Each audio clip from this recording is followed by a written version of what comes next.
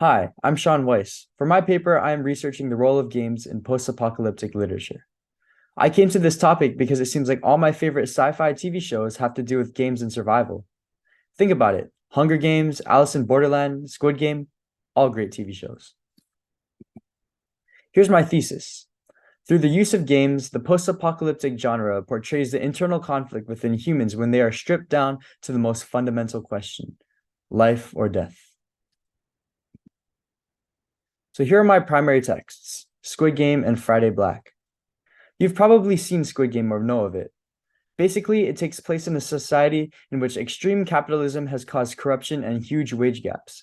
So there is a secretive Squid Game held in which people can compete for a huge cash prize to pay off their debts. In order to win, you must make it through several rounds of childhood games, some that include strategy and others that require ability. And if you lose, you die. It's a 10 out of 10 show. I'd 100% recommend watching it if you haven't already. Friday Black is a collection of fictional short stories that take place in a dystopian future not too different from ours. I will be discussing the short story in the collection titled Friday Black, which is the same as the collection's title. It is a representation of what Black Friday would look like if the shoppers were rabid zombies, fighting and killing, doing anything to get the deals. But is that really so different from the real Black Friday? So my supporting arguments are as follows. The marble game in Squid Game Episode 6 is a perfect example of betrayal and self-sacrifice. In the game, both players start with 10 marbles each. In order to win, one of the players takes all of the other players' marbles without using violence to end up with a total of 20 marbles. The winner moves on and the loser is shot dead. Ji-hun, usually one to assist others, tricks his frail opponent Il-nam in order to win. He is visibly shaking throughout the game, obviously feeling horrible about what he is doing. When Il-nam has one marble left, he willingly gives it up to Ji-hun in the ultimate act of self-sacrifice, even though he knows about Ji-hun's trickery. Ji-hun wins the game at the last moment, shuddering as Il-nam is killed. The show uses this scene to emphasize how our desire to survive affects our moral compass. Despite feeling horribly guilty about his choices, Ji-hun ultimately decides to sabotage Il-nam in order to survive. Several other players betray their partners in this episode as well. Friday Black uses games to rationalize life or death situations. The narrator competes with his coworkers to see who can make more sales to the bloodthirsty customers.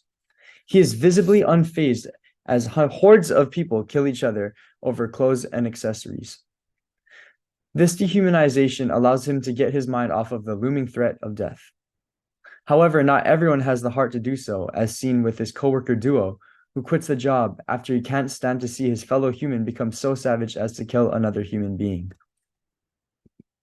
This brings me to my wider implications, which is how the survive at all cost mentality is challenged by human interaction.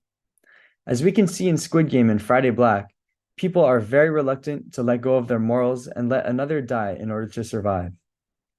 A question I have is, at what point do we lose human empathy and revert to our animal instincts? In other words, when does selflessness become selfishness? When do we adopt the survive at all costs mentality? And finally, this is my secondary source. The article I read was What's in a Game? A Dialectic of Competition and Cooperation in Squid Game by Soo-Yeon Kim and Sungju Park.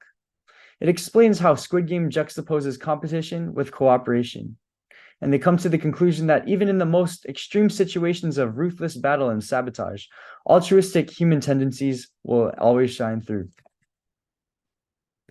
Here's my works cited, and here's a little meme. Thank you so much.